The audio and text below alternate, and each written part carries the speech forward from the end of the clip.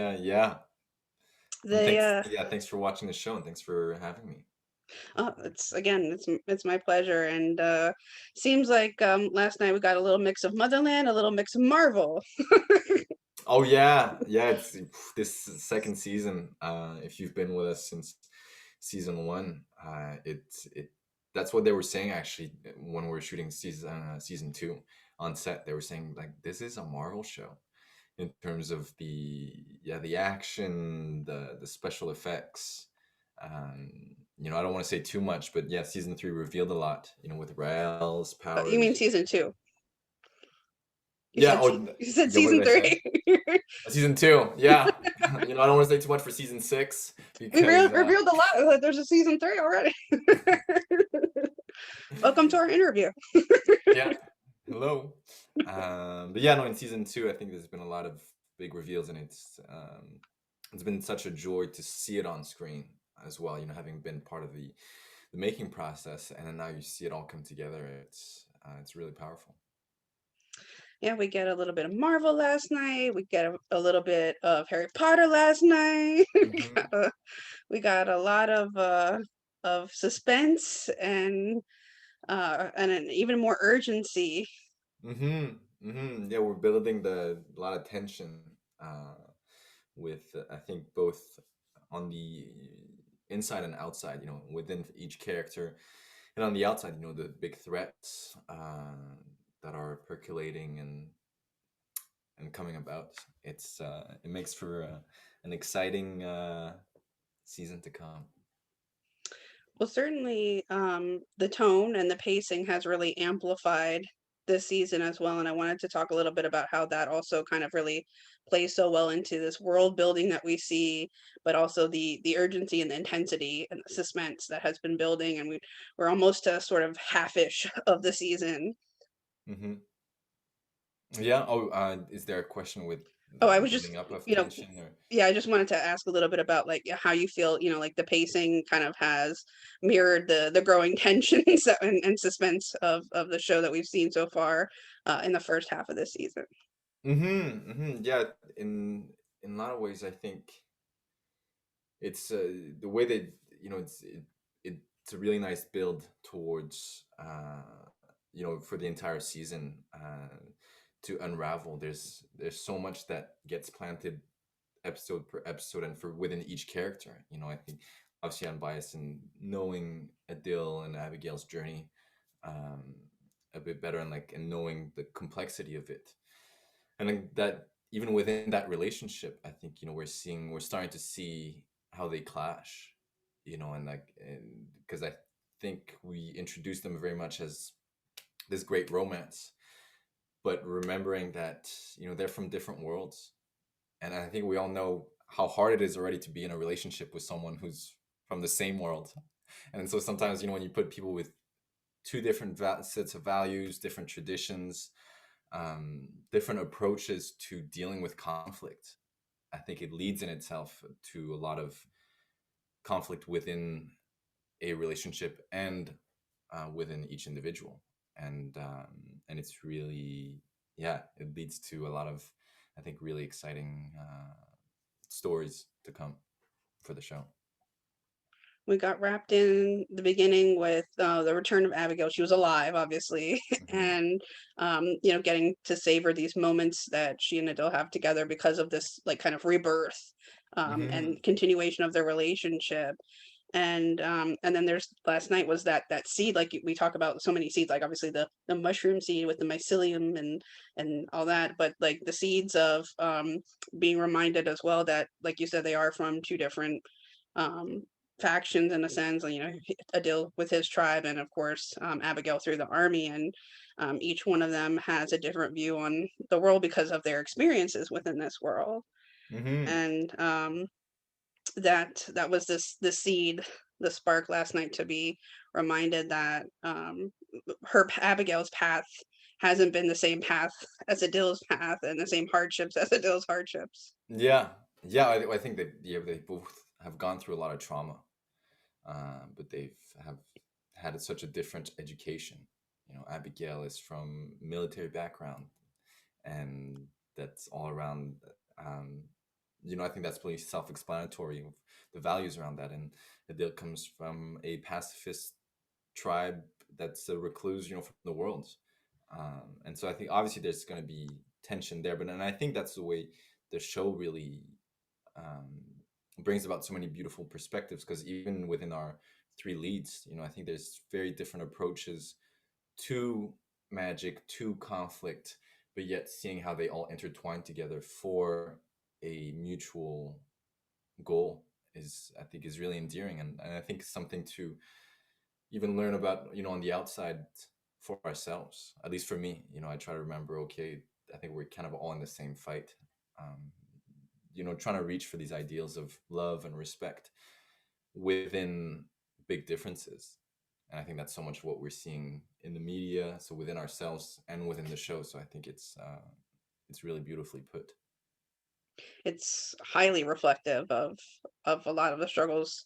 I mean, season one was also, in a sense as well with the witch plague, and we had a Mhm. pandemic, even though you guys filmed all that, well before there was a pandemic, but Yeah, it yeah, that's true. That's a good point. Yeah, I hadn't thought about that. That's a really good point. Hmm. Yeah, so each season has sort of been reflective of our own worlds, even if it wasn't intentional in that regard, because we didn't know at the time Motherland Hmm. season one was going to come out the time a pandemic happened to occur. Yeah, the show creator Elliot Lawrence. Actually, I had a few conversations with him during season two, the filming of it, and he was. I mean, he's such a brilliant creative, and he was talking about actually all the reflections within society that he's bringing in into this type of show. And I think it's incredible. I think to talk about the separation and all, a lot of the movements that are happening, and kind of bringing aspects of it within the show. Like, I think it was a surprise, that the witch plague happened, like you said, in relation to the pandemic, but then also all the struggles that come within that. I think as a society, but then also as individuals, like the way it affects us. Sometimes we see it in media and it talks in a very global way, but then to think like, okay, how is this affecting me, my trauma? And we're seeing Abigail, Rael, Tally, Adil, even the generals all process it in a different way. Um, and I think that's the really human aspect of the show that I personally love and has always hooked me. Absolutely. I mean, the show has so many multi layers to it, and every time I watch it, an episode, or I watch it again and watch it again and watch it again, Yeah. you always find another layer within all that that you didn't focus on the first time or the second time or even the fourth or fifth time, because it's Mm-hmm. that's so beautifully layered and insightful. And like you talk Mm-hmm. about Elliot's brilliant mind, I mean, I can't even begin to pick it because Mm-hmm. there's, he's just built this incredible world that, yes, there's obviously trauma, but there's a lot of binding, a lot of connection, and a lot of links and different levels of that as well. Um, Mm-hmm. Yeah, yeah. Even with that, remembering, I think the way that I see the way of connecting sometimes is, being vulnerable, and being vulnerable with what we've been through, not just the success and glory, but also a lot of the pain, a lot of the struggles, and I think taking a chance on each other then allows for connection. And I think we're seeing that in the show as well, and we're seeing even with Abigail and Adil, that I think they're starting to speak their mind more to who they are, who they believe that they are, and that's leading to clash. Um, so we'll see what happens within that, but I think it's really important. It's important perspectives to remember. Okay, we're different, and to speak our minds is really important. But also, then, how is it that we find respect, or we don't?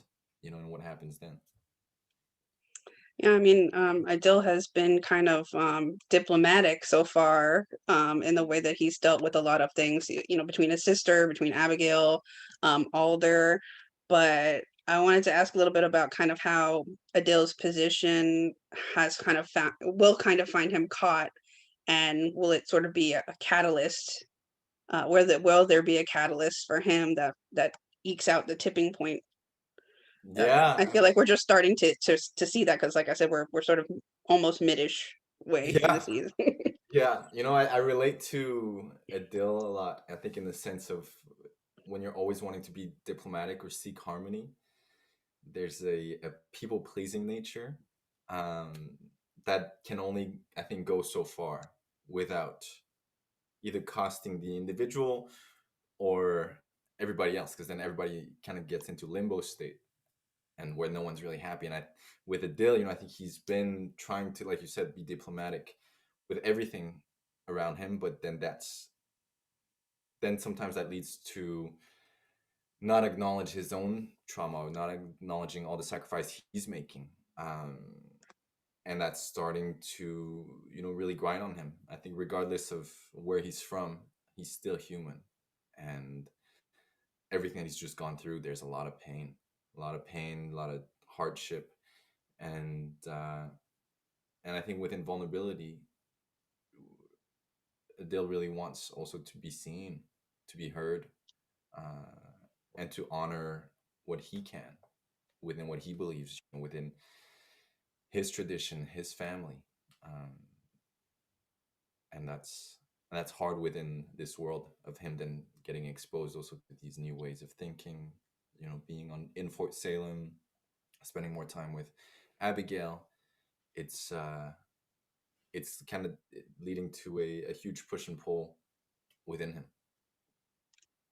I mean, we see, of course, the trio, the squad, process or not process their feelings. I mean, they're within the army, they're in a government agency, but nobody focuses on Dill. Like he went through this thing thinking that he lost Abigail, and where is the comfort for him? He has, he has no one else besides Abigail. It seems. Well, he has his sister, but it doesn't seem like they have the kind of relationships a lot of the time that he could seek comfort within his younger sister Hmm. when he goes through these traumas.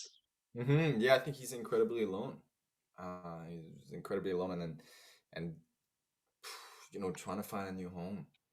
In a lot of ways, I see him as a refugee, and he's lost his home, like what it was, and now he's in a foreign land with. He's got his sister and just a few people, but there's no sense of community, and he's trying to be a leader within that, but he's young and he's got a lot of emotions, and it's being pushed around is starting to really get on his buttons, I think, as expected. And so I'm really excited for what comes next, for him. Where I think seeing that unravel. And he is a male witch in this society as well, um, of female led everything, Hmm. for the most part. So you know the empathy and isn't always on his side either in that regard too. Yeah, yeah, and where they're from, the Turin, they have huge powers, and so he's got so much control, and within the understanding of always taking the diplomatic approach, the nonviolence.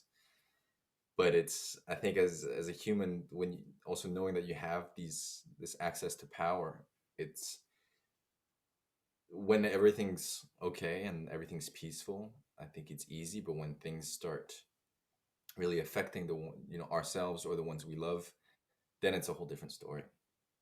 And finding that sense of control becomes, I think, harder and harder, especially for Adil at a young age. And if Abigail, who's his sole kind of um, safety in terms of like emotionally, if that starts breaking, then what do you do? And so it's yeah, even talking about it makes me really relate to their struggle again, and I think how powerful it is. Yeah. um he almost lost Abigail. He could have lost his sister last season to the witch plague, and he doesn't have a lot. And he really does cling to Abigail as his kind of tether or harbor. Mhm. And you and Ashley just really play that dynamic so beautifully together. And I wanted to ask a little bit about how the two of you have kind of really like bonded and created this beautiful dynamic that we see that does offer that great vulnerability together, but also offers sort of like a great comfort and power at the same time too. Oh, thanks, thanks. I mean, I think the world of Ashley. I remember actually the first when I came on board on season one, and I was studying in London, and I came out, you know, to halfway through the season, and it was, I think, in a similar situation to Adil, where it was everything was new. I I was new to the production, new to the family, new to the cast, and so I was really nervous, and I was thinking, okay, I've got a bit of pressure to perform, you know, pressure to figure out this character, and it was my first bigger gig, and I remember getting on set, my first day on set with Ashley, and it was the scene in the episode, I think episode 6, when they first see each other in the nursery. And I had been shooting all day, but I was quite nervous. It was, I think it was my first day on set, and I remember Ashley comes in. I had just shot with Lean Renee, and so it was a very kind of intense exchange. And then Ashley comes in, and she's just this total goofball, but also radiating light. You know, just you can just see it when with the way that she treats people around her, the way she approaches her work, her dedication, um, and the way she really welcomed me in on that first day was so powerful. And I remember right after we shot the scene, we got in the car to go back to the trailers, and I just said to her, I said, "You have an incredible light, and I want to do everything I can to make it shine as bright as possible." Um, and you know, she welcomed me in, and I wanted to just do the same, or do however much I could to empower her as Ashley and as Abigail, and so it's been a great journey since. I think there was a lot of trust and a lot of space for each one of us to be ourselves, both as the characters and who we are, you know, on set, and it leads to some really fun days on set. She does have this really great light and spirit, and I love to just not only, of course, just watch her work, but you know, when I watch her on like her Instagram stories, or you know, like the content that she does share, um, there's a lot of great spirit there that really is uplifting and bubbly and just, you know, so genuine. And I greatly admire getting to watch her as a woman and as an actress. I think she's, yeah, definitely a, you know, a type of. It's great to see women empowered, and I think she's a great leader at such a young age, dealing with a lot of things. And so, for me, if I can support that, then you know I'm happy. We know that there is a great deal of complication ahead for the two of them. Obviously, the Imperatrix last night did not see too kindly on Adil as an upcoming match or a potential match for Abigail, which very much did not sit well with Abigail because so much of her life is about control, control that she doesn't have. You know, Mm-hmm. she can control who she is as a person and how she treats other people and certain choices, but for the majority of things, Abigail does not have much control over what happens with her or her family. And I want to Yeah. talk a little bit about how this growing lack of control sort of maybe manifests further as we head towards the second half of the season, and how we talk about like Adil as a tether or a safe harbor for her might help her in that struggle. Well, without saying too much, um, it's well, you know, we get a bit of an introduction, like you said, in episode 3 of that clash, and it's, I mean, it's such a difficult struggle, the idea of when, you know, following your family's footsteps and what they expect of you, versus what you believe is right. Um, I know I've had my fair share of that, and it's and with with Abigail and Adil's relationship, it does, I think, really become a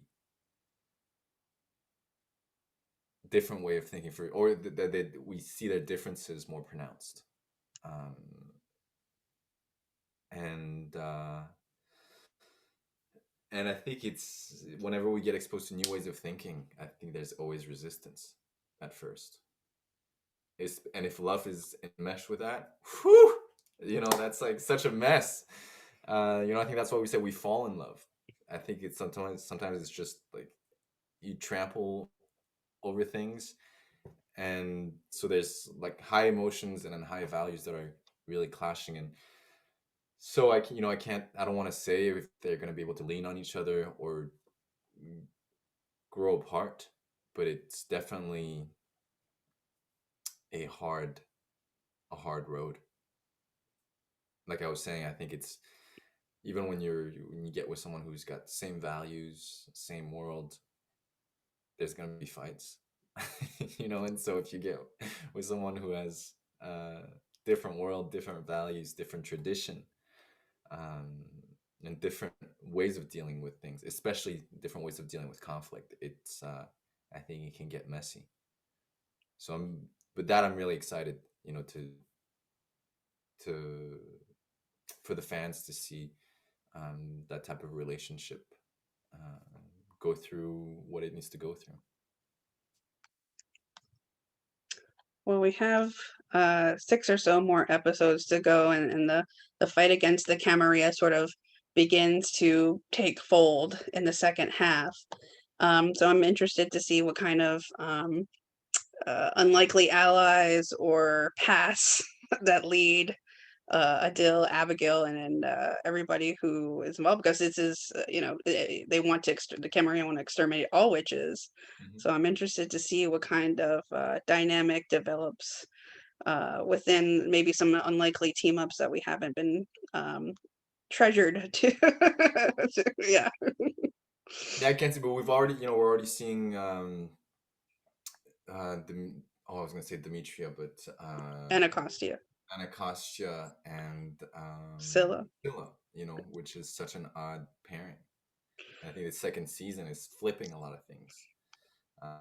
You know, with the Camarilla being such a strong enemy, the pairings that are arising, um, the pairings and the clashes that are arising, make for a lot of surprise that I'm really excited for the fans to see. Well, just asked a little bit further about Adele's relationship with his sister. We see his sister Kalida more wanting to, like you said, find a new home, wanting to leave this safety-ish safety, if you will, of the Mhm. army in a sense. What kind of bonds that are like family ties do they do they find dividing them further, or finding a different orbit for one another? Ugh. Like your family is so complicated. I love my family, and sometimes we clash, and I think it's the same with with them too. They're bonded. They're bonded, and yet I think Adil has seen a little bit more. He at the end of season one, he went back to China and he saw what the Camarilla did. Um, he's spending more time with Abigail, who's someone in the military. So I think he's getting exposed to these different ways of thinking, and I think also he's going through a lot of grief. I think grief can make you question things a lot, and him being at a different age than his sister, it makes it. He's got new ideas that or new approaches that um, are clashing with the Turin values. And for her, who's quite young, and I think and very very powerful, and very grounded in what she believes in. it's leading to clashes within that relationship. And then Adil trying to be diplomatic, of also being there for her, as a big brother, but also as an ally, as a Tarim, whilst having these feelings for Abigail and seeing the world differently. It things you can't make everybody happy, and so I think parts of it's also a journey of Adil, I think, discovering who he is in this new season, in these new conflicts, um, but then the clash that comes with that. I'm looking forward to seeing how their dynamics further, either in opposition of Alder, or maybe a little dividing in that sides of faction as well within the family. Because Kalita is, she's like a old lady in a girl's Mhm. body in a way Yeah. too. She's like steadfast and knows what she's like gonna do, whether her brother wants or not, but she Mhm. expects him to follow through even at the same time. And then there becomes like little cracks, little small cracks. She's, yeah, like you said, she's a little old lady and really, really strong and stubborn in ways. Um, and I think as an older brother, or even just as a brother, I think the way that my brother and I get into it sometimes is just so frustrating. I mean, but at the end of the day, you love him. So what do you do? And they're the ones who are most likely going to be with you for your entire life. And so seeing, yeah, how Khalida and Adil deal with that divide and deal with those really strong values, strong ideologies. Um, I won't say where it takes them in terms of partnerships, with Alder, with other characters. But we're gonna see